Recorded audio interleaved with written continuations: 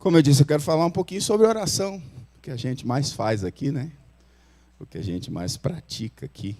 Uma pequena reflexão, que algumas coisas que Deus trouxe ao meu coração. Nós sabemos que a oração é a maior arma que nós temos. Talvez a única, né? O louvor também é uma arma. Mas a oração tem um poder que a gente não tem ideia do poder que nós temos na mão quando nós oramos, irmãos. Eu acredito que a oração, ela não muda a mão de Deus, ela move a mão de Deus. Porque Deus impulsiona a gente para orar. Quantas vezes eu fui impulsionado para orar? Eu sentia Deus me chamando, né? Eu sempre falo que se a gente quer saber quem é a base de uma igreja, frequente as reuniões de oração. Você vai saber quem está na base ali. E eu falei para mim mesmo, eu quero estar nessa base. Eu quero estar nessa base. Eu quero estar nessa estrutura. Quem ora não está livre de luta. Quem ora não está livre de sofrimento. Quem ora não está livre de tristeza. Quem ora não está livre de perder um parente. Mas quem ora está preparado para a tristeza. Quem ora está preparado para a hora da angústia. O dia mau vem. O dia mau sempre vai vir. E a gente nunca sabe quando, né? Tem um hinozinho que fala: com Jesus a minha alma deseja estar no jardim em constante oração. Quando o mal me quando a noite chegar e o mal me cercar, quero estar em constante oração. Sabemos que a oração é a maior arma que nós possuímos. A oração é a melhor maneira de falar com Deus. Eu não coloquei um textuário, porque eu não tenho tanta prática nisso, então eu não... Mas vamos lá. Eu dei uma pesquisadinha no irmão Google, sabe? E ele falou para mim que a primeira vez que houve oração na Bíblia foi em Gênesis 4:16. Se vocês quiserem folhear um pouquinho, vamos folhear um pouquinho na Bíblia, para eu não achar que eu estou falando heresia, que o que a gente está falando aqui tem embasamento bíblico, né? Abel, por sua vez, trouxe as primícias... É isso mesmo? Não, 4:26. Vamos ver se é isso mesmo. 4:26, desculpa. A Sete nasceu-lhe também um filho, ao qual pôs o nome de Enos. Daí se começou a invocar o nome do Senhor. Com o nascimento de Enos, ali é onde se tem notícia, né? Ou com certeza houveram outras invocações, outras orações antes disso, mas segundo a Bíblia, a primeira vez. E é interessante que o nome Enos significa fraco. Quem começou a buscar o Senhor foi quem reconhecia que era fraco, que precisava dele, né? E assim começou toda essa linda história da relação do homem com Deus, do homem conversar com o Senhor.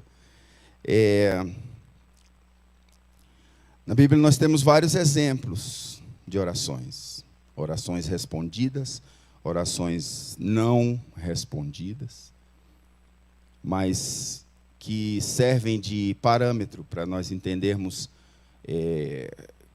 como isso funciona, como esse mistério, né? Eu não me atrevo a dizer que existe só um jeito de se orar.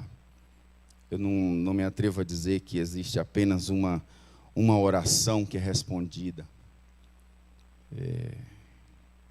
Quando nós clamamos, é um mistério de Deus com a gente, que só a gente sabe. Às vezes você pode falar assim, mas essa pessoa está orando errado, ou está falando assim, está falando assado. E Deus vai lá e faz o que ela clamou. E outro que está, talvez, dentro dos conformes, faz uma oração e Deus não atende. É interessante que até o próprio Jesus não foi atendido em uma oração. Quem somos nós, né? Se Jesus um dia não foi atendido numa oração. O primeiro foi Josué. Josué 10:12. Quando ele parou o sol. Vocês conhecem essa história, né? Sol detente em Gibeon. Josué orou e o sol parou. A terra, né? Não se tinha conhecimento ainda disso, então, mas a terra parou de girar. Imagina isso. Imagina isso. Né? Que força, que poder que está na nossa oração. Né? O que nós somos, o que Deus é capaz de fazer através. Ezequias também, em Isaías 38. Isaías chega em Ezequias e fala assim: põe em ordem a tua casa que você morrerá. E aí Isaías está saindo. Eu acho que não foi 15 minutos que essa oração foi respondida, né? Isaías está saindo, Ezequias vira para a parede e fala: Senhor, lembra que eu andei em retidão diante do Senhor, e faz aquela oração. E Isaías, antes de sair, Deus fala: para, volta lá. E dá para ele mais 15 anos. Que oração atendida, né? Será que você consegue lembrar o dia que Deus atendeu uma oração sua assim, daquelas que você fez assim, no desespero, na ânsia, talvez até na inconsequência, e Deus respondeu? E Deus respondeu. Eu lembro de algumas que eu fiz, e com certeza vocês têm histórias de oração. Ninguém frequenta um lugar desse sem ter consciência do que é estar na presença de Deus, do que é oração, né? Salomão, né? Salomão também, Deus aparece para Salomão em sonho, e fala assim: peça-me o que quiser. Eita, irmão, se Deus me fala um negócio desse, eu estou correndo um risco tremendo, gente. Só eu, como diz o pastor, só eu, vocês não, tá? E ele pediu sabedoria para governar o povo, né? Ele pediu sabedoria para servir. E as orações não respondidas? A de Jó. Jó amaldiçoou o dia que foi. E ele questiona com Deus, porque o Senhor não está na justiça, o Senhor não faz isso e tal. E interessante que Deus não responde Jó, ele faz a pergunta: onde você estava quando eu fundei as estrelas? Onde você estava quando as estrelas cantavam para mim, assim, assim? Aí ele começa a baixar a bola e reconhece. Então vai ter oração na sua vida que Deus não vai responder. Nós não temos a audácia de saber qual. Se a gente soubesse, a gente não faria muita oração. É por isso que Deus não mostra. Ele deixa nós seguirmos Ele. Então, Davi também fez orações loucas. Se você lê Salmo lá, você vê cada oração de Davi, você fala assim: nossa, quem dera o Senhor lançasse os filhos dele na pedra e tal, e quebrasse os dentes dele. Ah, que loucura. E Deus não atendeu. Davi, quando pecou com Batseba, ele passou dias, né, com cinza na cabeça, e orando e buscando. E Deus não respondeu. A espada não sairá da tua casa. Que termo duro, né? E ele mesmo assim persistiu. Paulo, o espinho na carne de Paulo, que nós não sabemos o que é, literalmente, né? Mas foi uma oração. Ele falou: várias vezes eu orei para Deus tirar esse espinho. Deus não tirou. E Paulo foi do mesmo jeito. Seguiu do mesmo jeito. O maior objetivo de Deus, qual é o maior objetivo? Sabendo que Deus é soberano, Ele faz o que Ele quer, a hora que Ele quer, como Ele quer, Não é isso? A gente sabe disso. Amém? Todo mundo sabe disso, né? Para que nós orarmos, então? Para que a gente ora? Por que a gente ora? Qual é o sentido disso? Sabe? Se eu sei que a soberania dele vai ser exercida, independente de eu orar ou não. A primeira coisa que eu entendo com isso é que ele quer cumprir propósitos através da nossa vida. Ele quer cumprir. Lembra desse texto? É Deus quem opera em nós, tanto o querer quanto o... A intenção dele é que a gente entre no propósito dele quando a gente ora. Quando nós oramos, Deus se revela. E ele fala, agora a minha vontade vai ser feita através de você. E a intercessão é uma vontade magnífica. Eu tenho exemplos muito lindos de intercessão. Minha mãe passou 20 anos orando pelo meu irmão nas drogas. E hoje meu irmão é pastor, sabe? E meu testemunho é de casa. Minha mãe, aí beleza, o irmão se converteu, virou pastor, e aí meu sobrinho entrou nas drogas também. Minha mãe, eu não tenho nem ideia de quanto tempo minha mãe tem orado pelo meu sobrinho. Quando foi agora, 3 meses atrás, meu sobrinho chegou na minha irmã e falou assim, eu quero ir para a casa de recuperação. Eu falei, amém, vamos embora. Como várias vezes, quantas vezes fui levar em casa de recuperação. Quando foi domingo, eu fui almoçar na casa da minha mãe. Aí ela falou para mim bem assim. E antes disso, alguns meses, bem antes, minha mãe fez uma oração. Minha mãe é muito calada, muito quieta, assim, mas sempre foi uma mulher de muita oração, sempre frequentou esses meios e me carregava tiracolo, igual Moisés, assim, sabe? Levava tiracolo e ali foi onde meu ministério, minha vida foi construída. E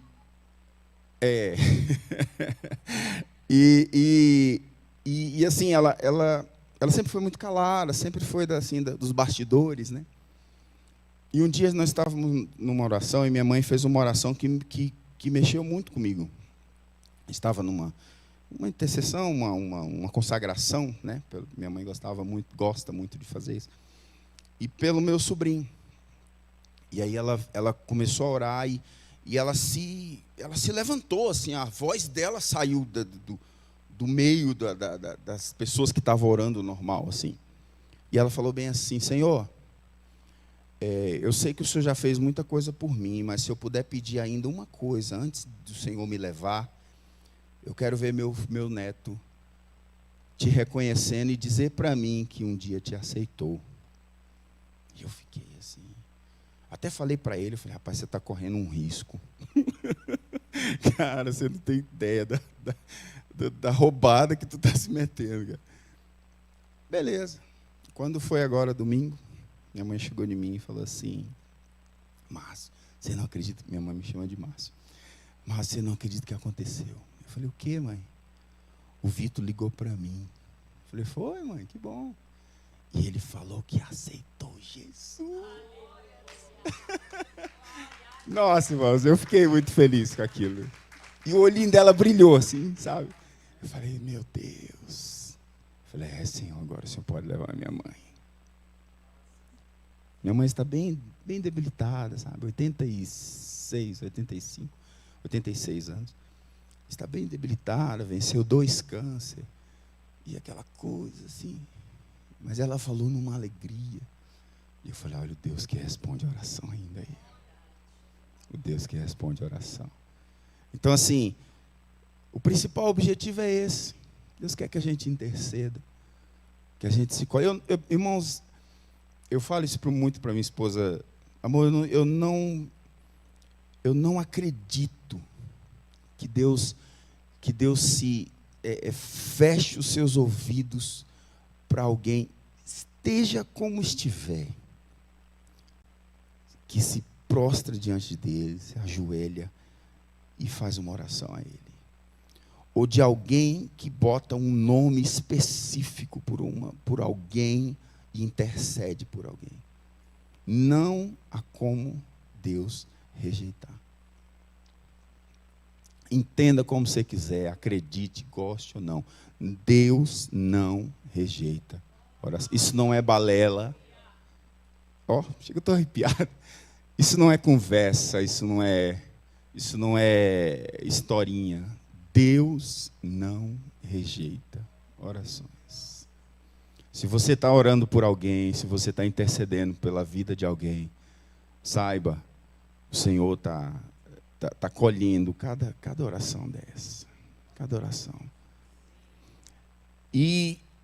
Mas esse não é o principal objetivo da oração. O principal objetivo de Deus com a nossa oração é de ter comunhão com Ele. Irmãos, quantas vezes eu fui conduzido a lugares assim isolados e ficar eu e Deus assim, e eu perder a hora de ficar lá. Talvez você lembre disso, você sabe disso. Quem não sabe ainda tem essa oportunidade de ficar na presença dEle e não ter hora para sair. A comunhão com Ele produz coisas em nós que nós não temos ideia. E a oração produz essa comunhão. Nós não entramos na presença dEle para pedir. Eu sempre falo isso. Eu trabalho com louvor. Louvor é gratidão. Louvor não é pedir. Eu tenho até uma certa aversão. Me perdoem quem gosta muito dessas canções. Eu tenho uma certa aversão a canções que falam muito sobre receber e essas coisas assim. Eu gosto de entrar na presença dele e dizer o que ele é, o que ele faz, o que ele gosta, e só isso. Sabe, para mim o que importa é isso. E várias vezes, assim, para finalizar, eu lembro de uma vez que eu estava até contando para a Abigail isso hoje, que eu estava eu tive um momento na minha vida, assim, minha adolescência e juventude, eu me deixei gastar na oração. Irmão, se eu sou alguma coisa hoje, eu acho que eu não sou muita coisa não, mas o pouco que eu sou é fruto das minhas orações, da minha vida na presença do Senhor. Isso eu me orgulho, Eu dei muita cabeçada nessa vida, mas eu não me arrependo de nenhum minuto que eu fiquei na presença dele. Eu não perdi, mas que eu fiquei na presença dele. E com certeza eu entendo que Deus está me chamando mais para isso. Que Deus está conduzindo a gente mais para isso. Deus quer ter intimidade conosco. Deus quer responder nossas orações assim, ó. O que é? Ó, todo mundo aqui tem problemas, né? Ou só eu. Todo mundo aqui tem uma causa diante do Senhor. Ninguém vem aqui só à toa. Nós temos causas diante de Deus. Mas o que é essa causa sua diante do Senhor? Não é nada. O Senhor pode fazer em um estalar de dedos. Então o que Ele quer? A nossa presença. Ele quer que estejamos junto com Ele, que gastemos tempo com Ele e que a nossa vida seja uma vida de oração. É o que eu disse lá no começo. A oração não vai te privar de dificuldades, de decepções, de lutas. Não vai. Mas o seu couro vai estar mais grosso. Vai estar bem mais grosso do que muita gente. Minha esposa às vezes falava para mim, cara, tem hora que o mundo está caindo e você está... Eu falei, minha filha, isso eu aprendi a confiar nele. Eu aprendi confiando nele. Meu Deus, tem hora que está todo mundo louco e você está... Eu aprendi confiando nele. Eu lembro eu tive 3 padrastos. Minha mãe casou 4 vezes. A velhinha era alegre. E um deles, o último agora, era um pastor, um homem de Deus. Assim, me marcou muito. Eu passava horas conversando com ele. Muita oração, Era fácil eu chegar lá e entrar na casa, tá ele ajoelhado no sofá. Eu já chegava no outro e colava. e ele Aí uma vez houve uma enchente, minha mãe morava numa região de chácaras, e houve uma enchente e destruiu a casa toda. E aí eles tinham viajado. Quando eles chegaram, estava aquela confusão, todo mundo. Aí minha mãe chorando, as mulheres chorando, minhas irmãs chorando, as filhas dele, tudo chorando lá, aquele bafafá. E ele tinha uma vozona bem forte assim. Aí ele falou assim, e eu estava num canto assim, só olhando. E as mulheres, o que a gente vai fazer? Que não sei o que, não sei o que. Aí ele falou bem assim, vamos orar. E ninguém ouviu. Até que ele deu um brado assim, vamos orar. Ficou silêncio na casa assim. Aí ele começou, Senhor, o Senhor é a única coisa importante que nós temos. Nós perdemos tudo aqui hoje, mas nós não perdemos o Senhor. Eu peço ao Senhor que dê paz para todos aqui, assim como essa paz que eu estou sentindo, que eu conquistei nos meus quartos de oração. Ele falou bem assim, eu nunca esqueci isso. E eu peço que o Senhor me deixe assim. Aí ele, ali, tudo, e as coisas aconteceram, e houve, enfim, as coisas se resolveram. Mas aquela oração me marcou. E teve uma outra vez também, quando ele estava tendo crise, ele teve um AVC e ficou internado, tal. E um dia eu falei para ele assim, irmão Cebido, o senhor lembra da história de Ezequias, né? Aí ele lembro, estava consciente, lembro. Eu falei assim, o senhor sabe que o senhor está indo, vindo, o senhor entra em coma e volta, e por que o senhor não pede para Deus dar mais uns anos de vida para o senhor? Aí ele falou assim, Márcio, eu experimentei lá um dia. Falou bem assim. E quando a gente experimenta lá, perde a graça de tudo aqui. Aí eu fiquei quieto. Falei, amém. Depois de uma semana ele morreu, ele faleceu. E foi uma lição para mim, de alguém que tinha Deus palpável. Assim, sabe? Ele já se foi, mas foi uma grande lição para mim. Então, o que fica para nós de lição de oração é a presença de Deus. Se você ainda não se deixou perder em oração, dormir em oração, dormir e acordar e falar, meu Deus, onde eu estou? Faça isso, se permita estar na presença de Deus e ser tocado por Ele, ser conduzido por Ele. Eu falo isso sempre assim, para as pessoas que estão perto de mim, irmão, eu quero estar numa comunhão com Deus, que quando Ele pensar em me pedir algo, eu dê. Quando Ele falar assim, entendi, Senhor, eu vou, não precisa falar, eu vou. É esse nível de comunhão que Deus quer com a gente. E isso a gente só consegue através da oração. Então, é muito mais do que vir a uma tarde da bênção. Apesar da importância que é isso aqui. Que eu sei, eu digo, eu já falei isso para vocês, que as maiores bênçãos da minha vida eu consegui numa tarde com Deus.